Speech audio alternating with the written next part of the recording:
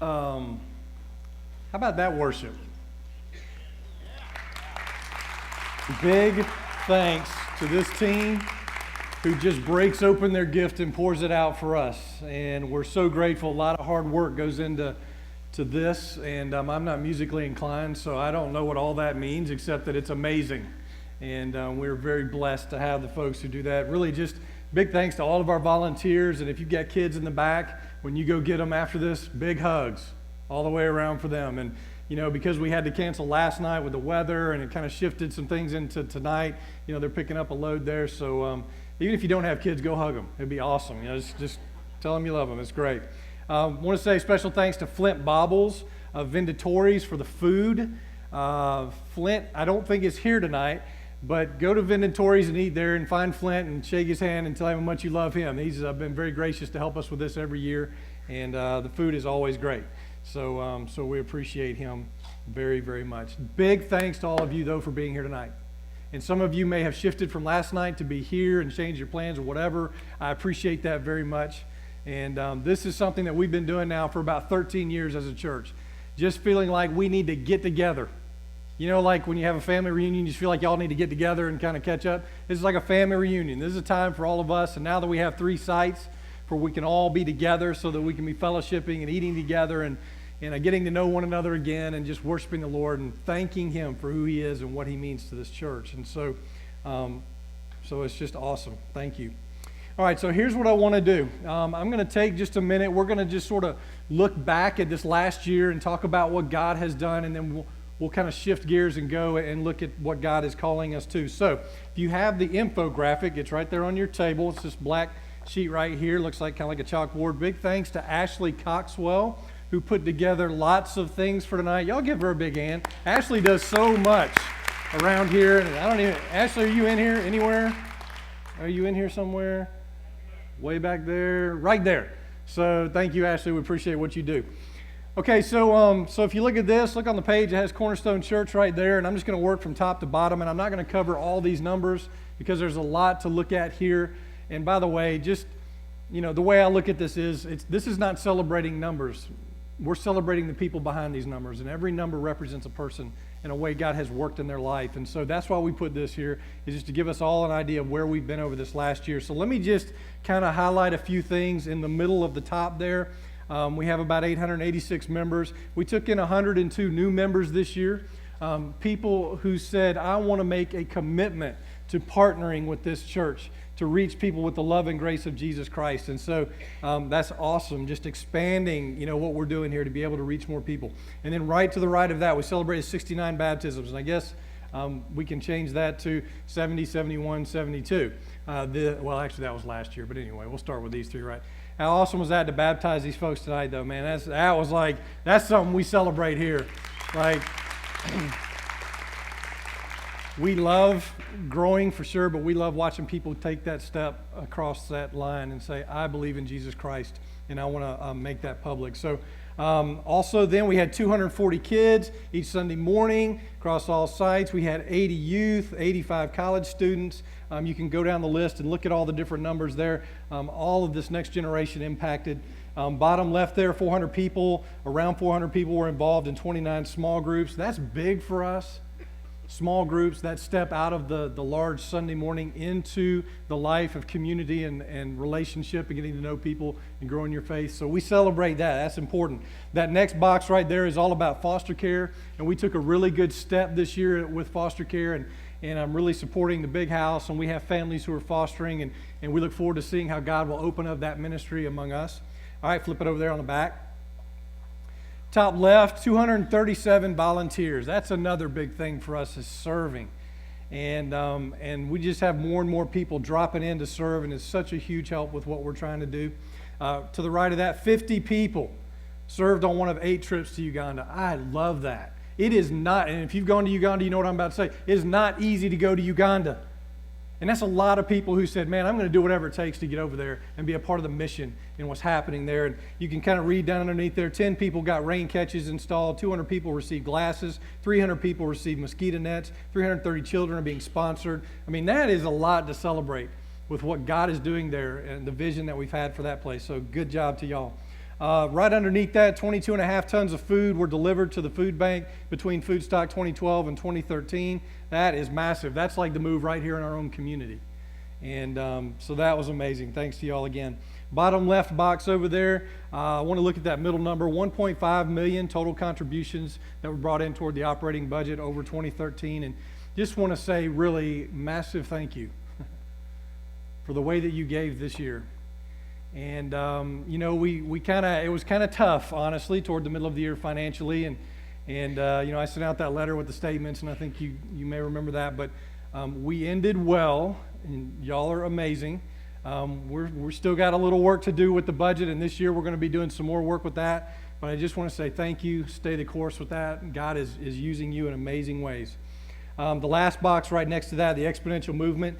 We've had 1,032,341 that's been given as of January toward the exponential movement. And of course, the last goal that we have there is to get rid of this debt. And that is something that we want to see gone. Debt for any organization, but especially the church, is like that ball and chain that lives around your ankle as you try to move forward to do things. And so anyway, we look forward to what God will do this year. This is the last year of Exponential Project or Movement. And we want to get this done this year. So if you're doing it, keep doing it. You're awesome. If you haven't jumped in yet, we would love for you to jump in the pool with us with Exponential. And that is a giving above and beyond your regular tithe to help us eliminate this debt. And so seriously, if you want to be a part of that, myself, or Jack Fisher, or Scott Filmer, we'd love to talk with you and help you find a way to be involved in that.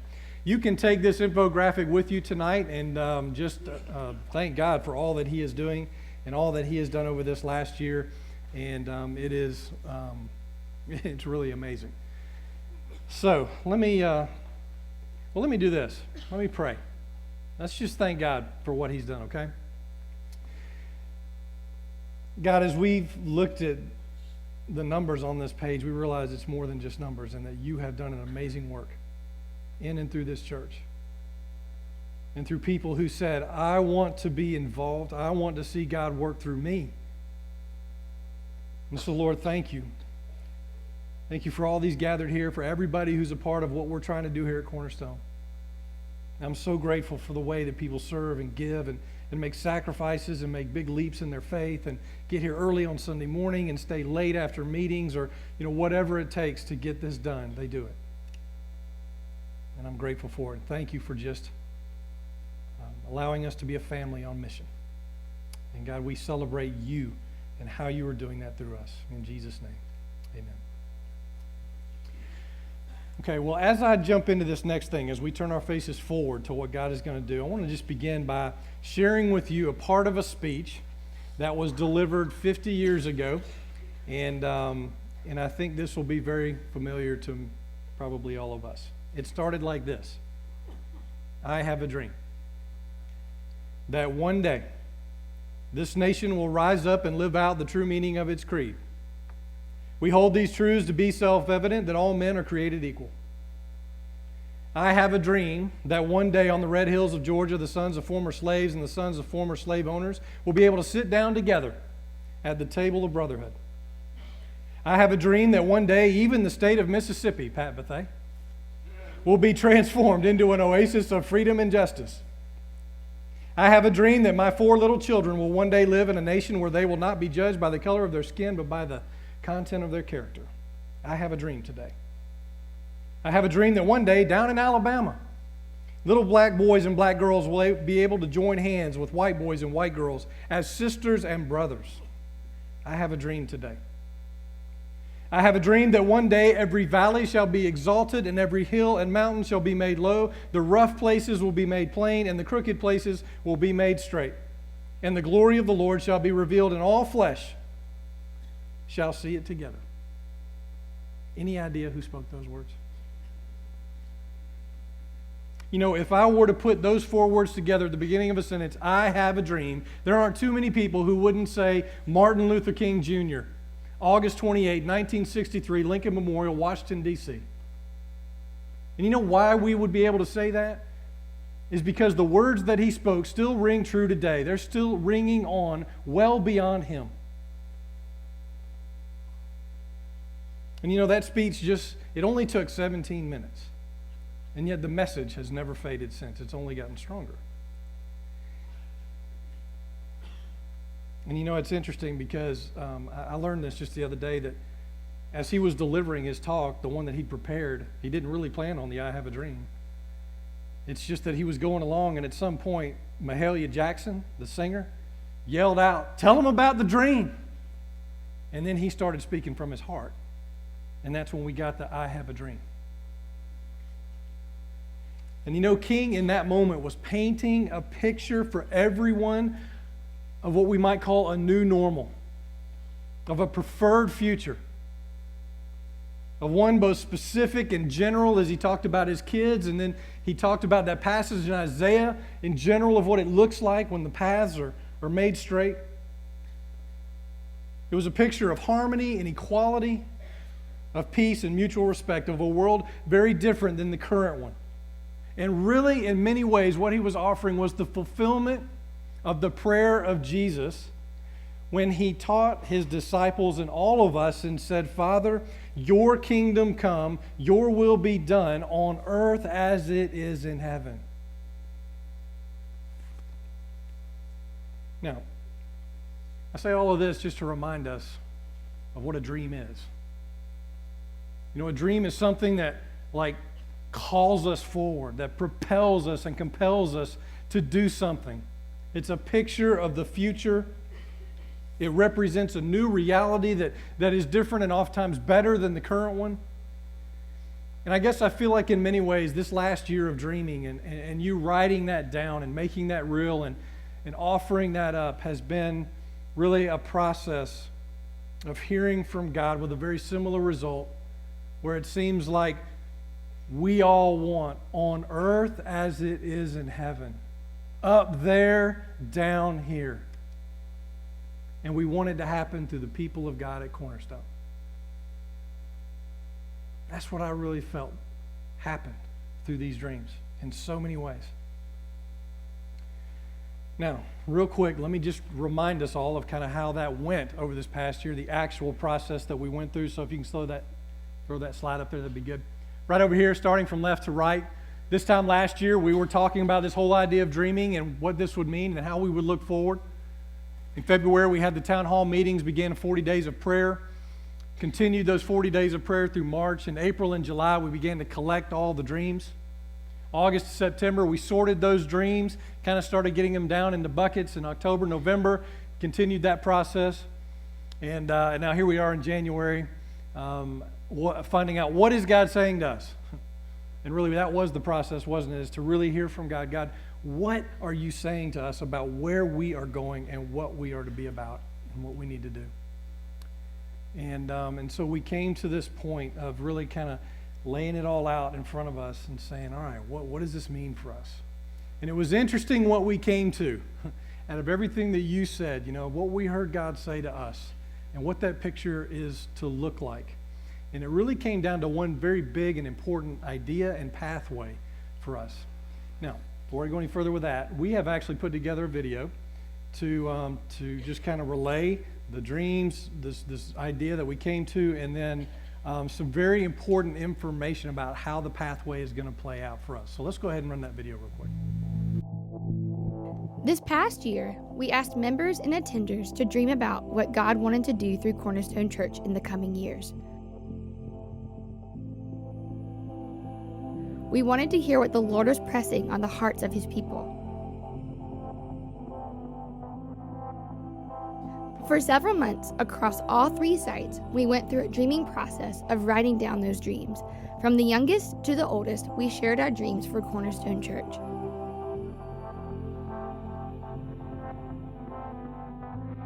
After collecting all of these dreams, we assembled a small team to sort through the dreams and narrow them down into more specific categories. There were many ideas that were similar or communicated a common theme.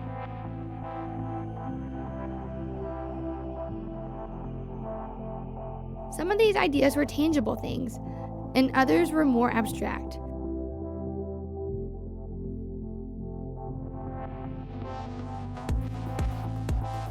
but it was interesting to see that the majority of dreams could be summed up with one major theme.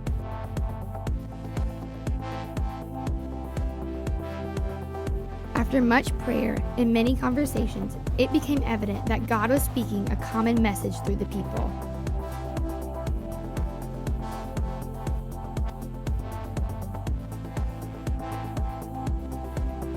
There was a longing to be equipped to accomplish the work of the kingdom.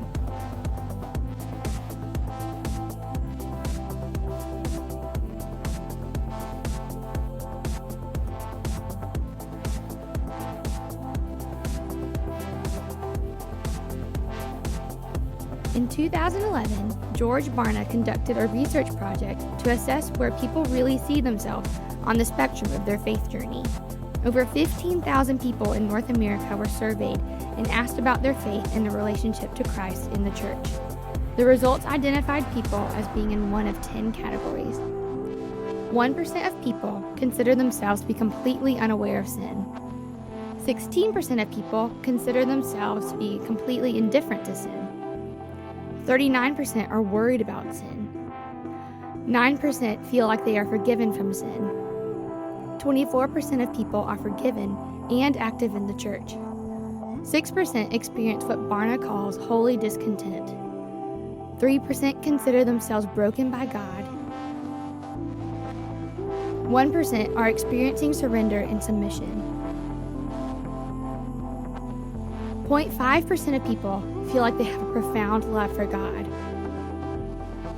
And an additional 0.5% of people feel like they have a profound love for other people.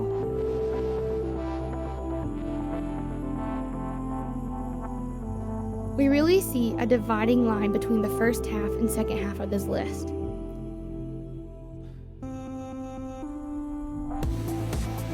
If we add it up, we see that the first half comprises 89% of people, while the second half is only 11% of people. What's even more interesting is that the larger category could really be summed up with the idea of justification.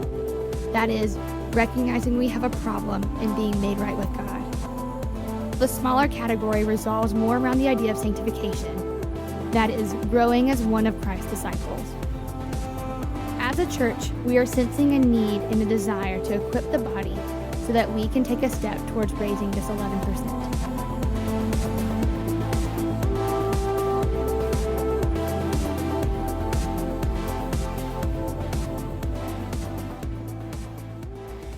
Okay, in addition to the numbers that you saw right there, we actually did a study within our church a few years ago that helped us understand a very similar result, which was we were really good at the first half of bringing people to the church, of inviting them in, of bringing them to Christ, and helping them on the beginning of their journey toward Him. And many people had done that, but we weren't as good on the second half, which is helping people grow closer to Christ and to become mature in Him. And so with that, it's interesting where we've come to is that we really hear people saying, we want to be equipped. And this brings us back to the whole dream idea. We had so many ideas and so many dreams that were presented to us, ideas that we've already implemented. We thought they were so good, we're not going to wait. We're just going to go ahead and start doing that. We had some ideas come back to us that we're actually already doing, and we thought, wow, we better communicate that better or do a better job in that area. And then we had some just big ideas of how we want to move forward in the future and how we want to see God shape us. There were actually, though, a couple that were my favorite of those. They came out of the kids area. And my first favorite is, go ahead and put that picture up there, that our kids wanted a church pirate. So Ashley came up with the idea that we needed 3 church pirates. And really the only one that looks like a pirate is Brian. Josh and I, we're a little too clean shaven for that pirate look, but Josh does have a bird. And then we also heard the dream come out of our kids area that we wanted an orca whale trainer. So we got an orca whale trainer. That'd be Lynn Blunt. And so we're so excited that she's going to fulfill that dream for us. So we've really started working on that. There was also another we don't have a slide for, but that some child wanted the church in outer space. So I don't know how we're going to fulfill that one. But anyway, so those were just fun. But also, let me talk about some of the bigger categories of dreams that we kind of heard. We had dreams for families. This seemed to come out a lot. To equip parents to be spiritual leaders. To equip parents to be spiritual leaders in their home with their kids. To have stronger marriages. To have more training. Did I just hear Sanford and Son? Dun dun dun dun dun dun dun dun dun. Elizabeth, that's the best ringtone of the night. Thank you for that. Focus back here. We want to be trained on how to disciple our kids. We heard that. Next generation. We heard a lot in these dreams about how we're going to impact the next generation. How are we going to mentor and disciple children, youth, and adults? Recognizing that those are our future leaders. That represents a movement into the future. We also heard church on mission. How can we be more on mission in this community? And how can we see our impact internationally broaden? Discipleship, this word has come up a lot this year. Intentional discipling, more small groups, more pathways for discipleship and leader development, more smaller groups who are impacting each other. Diversity, how can we look more like the kingdom of heaven? That was a good one. And in many ways, these represented kind of the bigger buckets, the bigger banners. And I put this up here. These are, all the dreams were written on cards so that we could kind of easily look at them and go through them, and they're all up here. And I had these on my desk this past week, and I was going through all these, and I was just once again asking God, what are you saying, And really came to this conclusion we've been coming to all year, which is, how are we going to do this? How are we going to do all these things? And I told us at the beginning, we're not going to be able to make every wish come true. But I wish we could. I really would like to see every dream come true. And so in thinking that way, I'm kind of thinking that God was telling us a way to do that. So if you can think about it like this. At the beginning of the dreaming process, if you look at it like a funnel, at the very top we dumped all these ideas in. Through the year, we began to, our dream team, they began to pare this down little by little. 100 dreams, 50 dreams, 20 dreams, 10, 5 buckets. But then what happened was we got even beneath that. And we really started hearing, but what is beneath all these ideas about families, and what is the thing that everybody's really crying out for? And that at the small part of the base of that funnel was that word that came up in that video. We want to be equipped to do the work of service for the Lord.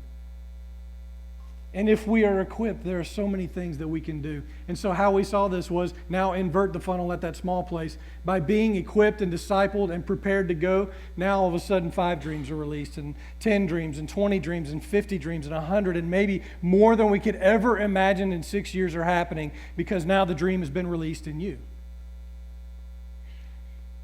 So maybe instead of the church picking 5 big ideas or big things we want to do, maybe we pick 1,000 people. And we say, how can we disciple you and equip you and let the dream in you be released? Are you tracking with me so far? You hear what I'm saying? You hear what you said and what God is trying to say to us? So in the spirit of the Stephen Covey, begin with the end in mind, I kind of just had a picture of the end of the dream. And I think that what we want to see is a new normal. A new normal. So let me just lay this out for us. A new normal looks like this. Many marriages that are healthy and strong with fewer divorces as normal. Many parents that are confidently raising their kids with Christian values as normal. Many people who come to Christ through friendships and believers here, who make a decision for Him, who get baptized as normal. More men who gather, disciple, lead, and challenge other men as normal. More women who gather, disciple, lead, and challenge other women as normal. Many people who confidently step across the street to know and help their neighbor just as normal. People who have such a passion and burden for a particular group of people that they will literally move into that neighborhood to be Christ to them as normal. People who have such a passion for a group of people outside the United States that they choose to go on a short-term, instead of going on a short-term mission trip, they make a long-term investment by actually moving there as normal. Many ministries that are birthed in the hearts of people who then gather others and share their idea. And then as a group, they pool their resources and they go out and make it happen. And then they come back and tell the church about it as normal.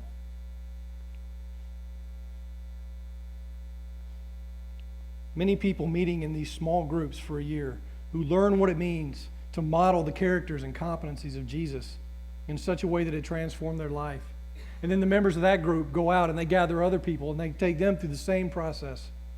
And the result is an exponential movement of people living on mission, being Jesus to their families and co-workers, etc., as normal. And on and on. You get the idea here? You see in the picture? As normal. A new normal. Where we're looking around and this stuff is just clicking just like that. Everywhere we look, man, this stuff is going on. And a lot of it is happening now. Don't get me wrong. I'm not saying nothing is happening right now. But what I'm saying is a new level. So how are we going to do that, Rusty?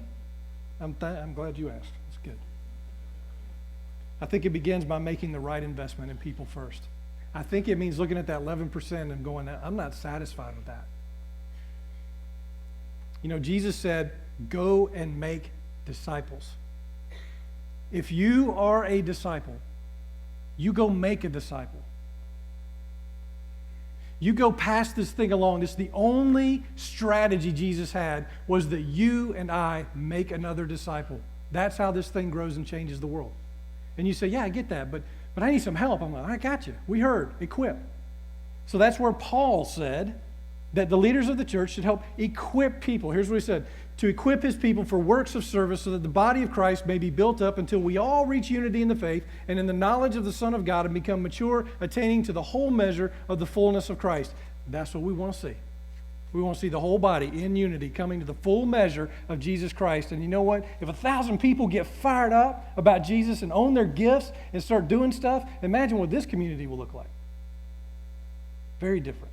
Imagine what that university over there will look like. Imagine how Uganda will change. So, let me give you a few vehicles, ways to start making this happen.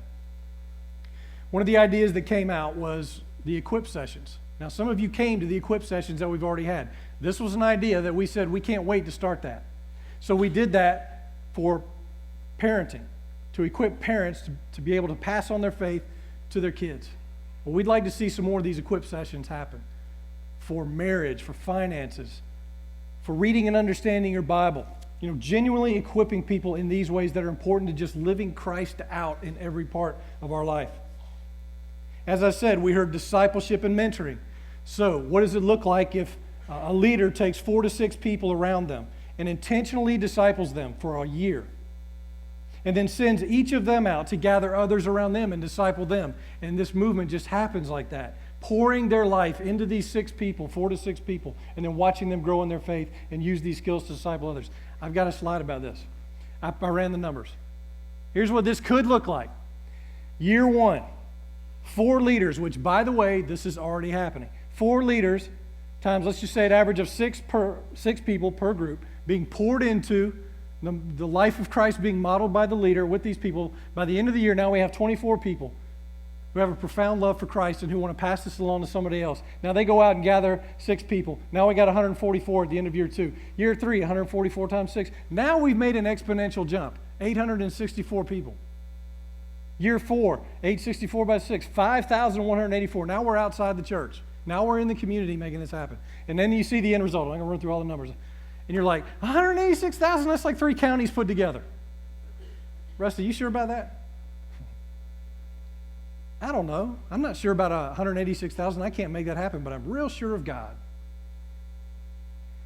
And I'm real sure that when God came to Noah and said, Noah, I need you to build a boat because there's going to be a flood, he went, I don't get that, God. How's that going to happen? And he said, why don't you just trust me? Okay. Hey, Abraham, you're going to be the father of many nations. You're going to be the father of so many descendants as many as the stars in the sky. God, I don't get that. How's that going to happen? Just trust me. Did the boat get built? Did Abraham become the father of many nations? I mean, do I have to? It's like, come on, God. We believe in you. And if half that number happens, it's amazing. I mean, if a third of that number happens, but we're not shooting for low, we're shooting high. We want to see people genuinely changed in their life. Now, I got to keep going. We also heard things like church as family. So what if we had groups of 20 to 30 people within our church who gather for fellowship and growing together as a family, who invite outsiders in who are far from God or lack connection, who go out to serve this community? This is different from a small group or different from any group that we have right now. These are people who are living together on mission in a way, who are loving people in this community. How about more small groups that are places of belonging and first steps for people here at our church? And equipping small group leaders to really understand the idea of multiplication. How can we multiply groups so that we can watch people take their first step here at the church? And then, of course, just Sunday mornings that continue to be a safe place for non-believers while challenging believers to live out their faith. These are a few of the vehicles that we see to help us get where God is trying to lead us, to be equipped, to really get after it. And I can see this pathway leading to that picture, that beautiful picture of not just our church, but a whole community where marriages are strengthened and there's parenting and just so many great things going on, the profound love for people happening. So understand something. The way I look at this is not a program we open up overnight. Don't think of it like this. This is a revolution at an evolutionary pace. A revolution at an evolutionary pace. This is something that's going to take a little time. But it's going to start now. In some ways, it already has started. And I'm excited about this because the potential impact of a movement where people really getting after it in the kingdom is just amazing. And I was thinking about this right before I came in here. I was in my office and I was looking at this infographic. And I'm reminded, it just hit me. This is the result of people years ago in this church who sat around dreaming, just like we're doing right now, and said, what if? And I look at these numbers and I'm like, we couldn't even have imagined the numbers we have on this page. And look what God did. Look at all of you here. Our friends in Uganda, Africa, the folks that we've touched in this community, I mean, it's real. It happened. Because we've been obedient and God has been faithful. And so once again, for that, I just want to say thank you. One person can't do it. It takes every one of us. Loving Jesus with our own life, making the commitment, giving to Him, choosing to come together with others, having a shared vision, a shared dream, and going out and making it happen. All right, here's what I want to do now. I don't want to pray. I want all of us to pray. So, kind of like we did last year, if you were here, we're going to pray around our tables. I recommend that somebody dials it up and then hangs it up. What that means is somebody starts the prayer, and then when everybody's done, they close the prayer. That'd be great. Or actually, I think you may know when the time's up because Brian will start singing or praying. But I want you to pray in two directions. One, I just want you to begin by just thanking God for what He's done here and the way that He has moved. And then I want you to pray about this vision that God has laid before us to genuinely impact not only us within this church, but this whole community, and to guide us and to lead us into that future. Okay? You with me? Ready? Go.